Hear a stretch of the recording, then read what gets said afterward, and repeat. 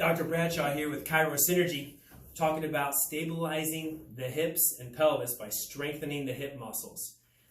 If you like to play sports that cause lunging or require lunging, that cause straining of the pelvis and the low back, pickleball, tennis being big ones, if you play basketball, if you like to get out and just run around with the guys, run around with the gals and do fun things, those lunging motions cause instability in the low back when your adductors are too tight.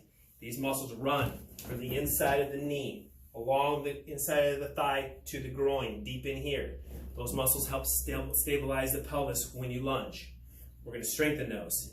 By stabilizing the pelvis, you'll stabilize your low back. This whole cycle of hip, pelvis, and back pain will all improve just by strengthening these adductors. So here's how we're going to do it. I'm going to show you on my table for the purposes of filming only. I want you on the floor, okay? Get on one side. You may have to put a pillow underneath the hip that's on the ground. That's okay, do it. Lay yourself on your side.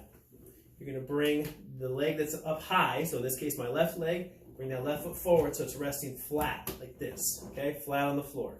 The other leg that's still on the ground, you're going to straighten out the knee so the toes are pointing out to the side like this. And you're going to lift the foot up, keeping the toes pointed that way and back down. You will feel this running from the inside of your knee all the way up to that groin like we showed earlier. Foot here again. Lift that leg up and down, up and down. Keep that right knee straight, the one that's being lifted. That knee needs to stay locked. Go to 10.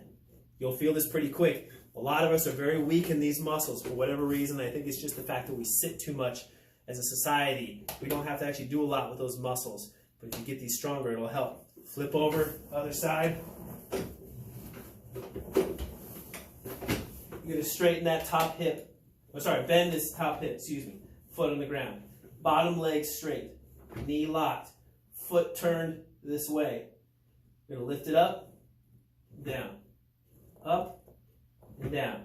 You do it 10 times. We did the other leg 10 times, we're doing this one 10 times. You're going to do this whole thing, that's one cycle. You're going to do the whole thing 3 times a day.